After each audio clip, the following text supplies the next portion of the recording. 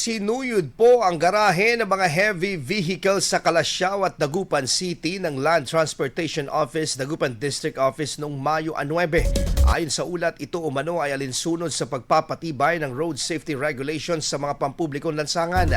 Sinuri dito ang kabuang kondisyon ng mga sasakyan kabilang ang safety features at mga dokumentong sa pagparehistro at operational readiness para masiguro ang kanilang legal na operasyon. Ayon sa LTO, isinagawa ang regular na garahe o garage inspection para iwas aksidente at matiyak ang pagsunod ng mga operators ng heavy vehicles sa transport companies. Dagdag pa ng ahensya, magpapatuloy naman ang mga inspeksyon at enforcement activities sa iba't ibang bahagi ng Pangasinan sa buong rehiyon.